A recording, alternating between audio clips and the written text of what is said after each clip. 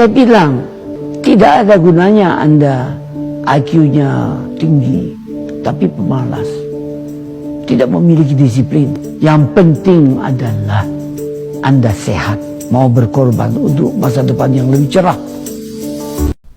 Assalamualaikum warahmatullahi wabarakatuh. Halo, apa kabar semuanya? Kembali lagi bersama saya di channel ini. Kali ini kita akan membahas tentang tren yang lagi baru muncul ini ya guys ya.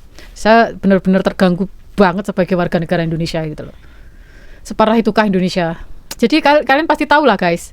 Belakangan ini tuh ramai sekali soal ucapan Pak Prabowo itu ya, yang mengatakan kalau ragu-ragu silahkan duduk di rumah aja. Yang merasa di Indonesia suram silahkan, kalau mau cari negara lain, silahkan, nggak ada yang melarang. Itu ucapan beliau.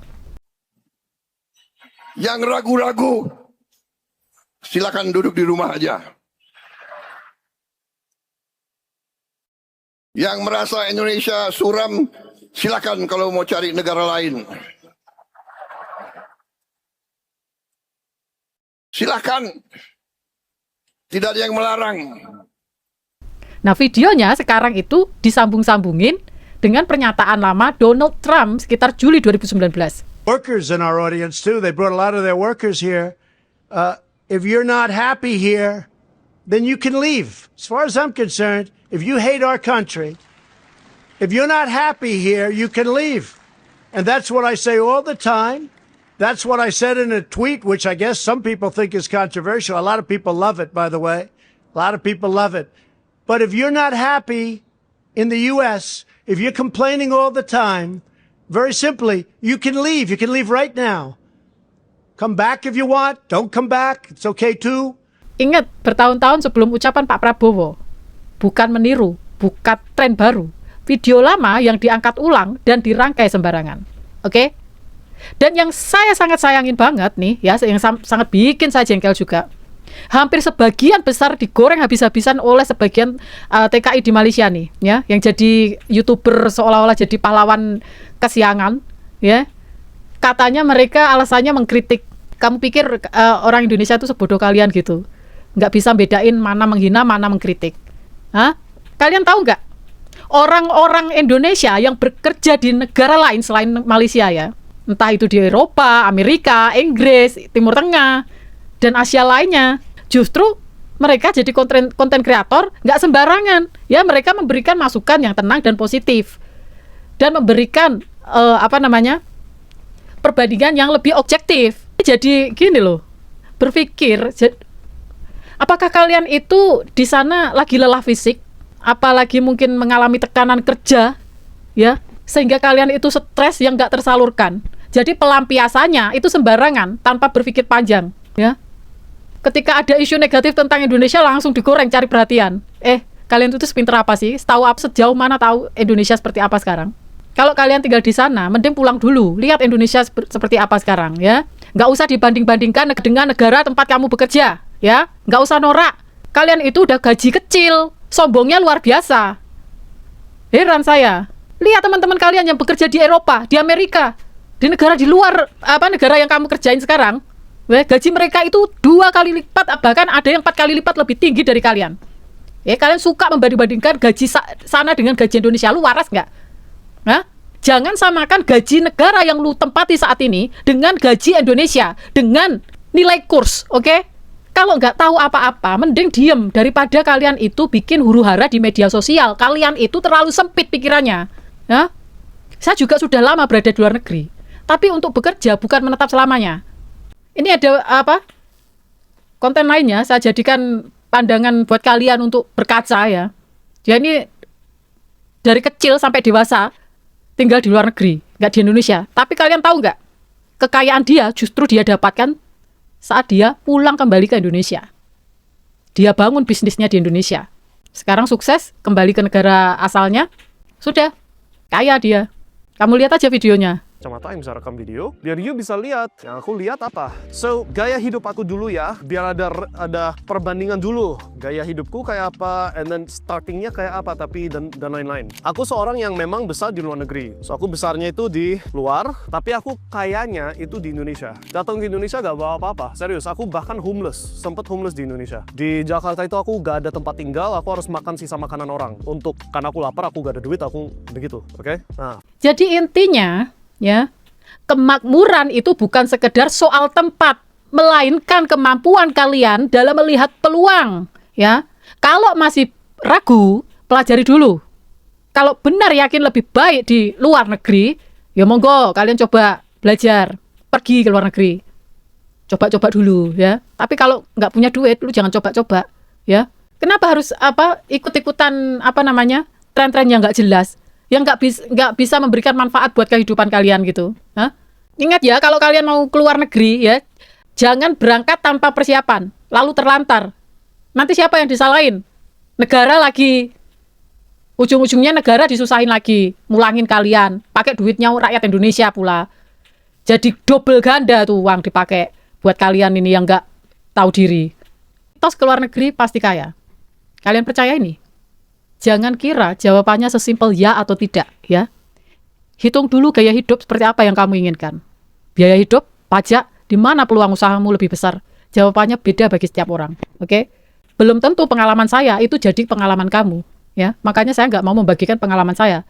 Karena kita manusia individual dikasih akal untuk berpikir, untuk mengembangkan otak, menjalankan apa yang sudah diberikan sama Tuhan, ya. Biar kalian itu jadi manusia yang berguna, oke? Sebelum ikut tren yang belum pasti kebenarannya, itu lebih baik pikirkan dampaknya ke depan. Jangan sampai jutaan generasi muda salah langkah karena narasi yang tidak bertanggung jawab. Peluang ada di mana saja, termasuk di Indonesia, kalau kita mau cerdas dan berjuang. Nanti pasti ada yang komen kayak gini, lalu sendiri aja di luar negeri, itu urusan saya. Kalian nggak perlu kepo, ya. Entah itu saya mau di luar negeri atau di Indonesia, bukan urusan kalian. Saya nggak nyusahin kalian, ya. Hidup saya sudah saya atur sedemikian rupa. Saya sudah menyiapkan segala sesuatunya untuk kembali ke Indonesia dan memulai kehidupan baru, ya. Nggak perlu mengatur saya atau mendikte saya. Saya itu sudah terlalu banyak pengalaman yang nggak kalian punya, oke? Saya sudah bosan hidup di luar negeri, ya. Kalau kalian ingin mendapatkan pengalaman, mendapatkan suatu pelajaran, ya coba kalian pakai ininya, dikembangkan. Banyak orang Indonesia, mereka sukses tanpa harus ke luar negeri. Kalian tahu nggak, banyak teman-teman saya di Tiongkok ini yang sudah pernah ke Indonesia, bilang begini, kalian tahu nggak, orang-orang kalian itu kok bisa ya senyum, padahal tahu kalian itu nggak punya orang-orang kalian itu nggak punya duit yang banyak seperti kita di sini, tapi kok bisa tersenyum seperti itu? Nah, karena itu memang obat bagi mereka, ya. Hidup orang-orang di Indonesia itu nggak ambisius. Karena kalau ambisius, kalian tak ceritain apa yang terjadi di Tiongkok ya akhir-akhir ini. Nggak akhir-akhir ini nih, sudah banyak lah terjadi. Tingkat harakiri di Tiongkok itu sangat tinggi sekali, guys. Nggak cuma Korea Selatan.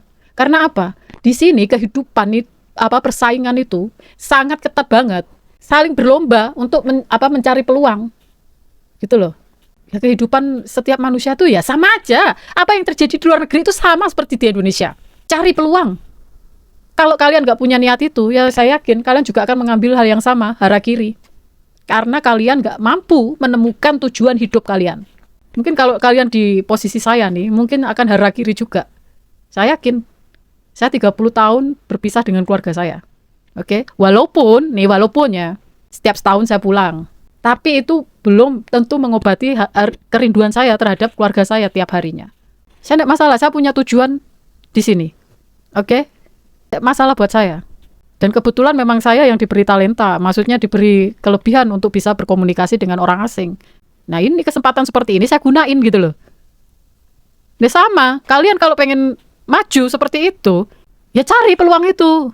Peluang itu kalian cari, bukan dikejar tapi cari. Kalau kejar nanti kalian stres jatuhnya. Karena nggak dapet-dapet. Carinya gimana? Ya dengan melihat situasi sekitar kalian. Apa sih yang nggak ada? Apa sih yang nggak ada? ininya dipakai. Saya yakin kalian pasti bisa seperti itu. Bisa maju tanpa harus keluar negeri, ya. Dulu saya akhirnya meninggalkan Indonesia itu pada awal-awal kudeta ya. Dan perekonomian di Indonesia itu lumayan, dan saya kehilangan pekerjaan. Jadi saya memutuskan untuk mencari peluang di negara lain. Panjang perjalanan hidup saya. Jadi ya seperti itulah yang bisa saya sampaikan ke kalian. Kalau kalian sependapat dengan saya, jangan lupa like, subscribe, dan bagikan ke teman-teman kalian agar kalian itu perbanyak rasa bersyukurnya. Ya, jangan gerusa-gerusu. Pelajari hidup kalian. Cari tujuan hidup kalian itu apa. Oke? Peluang itu tidak dikejar, tapi peluang itu dicari, dipelajari, dikembangkan. Ya. Wassalamualaikum warahmatullahi wabarakatuh. Tanah air, ku tidak kulupakan, kan terkenang selama hidupku.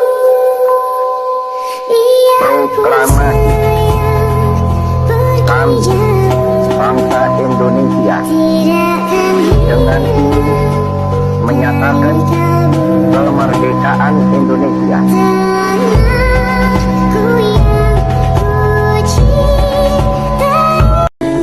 Jakarta, 17 Agustus 1945, atas nama bangsa Indonesia, Soekarno, Hatta.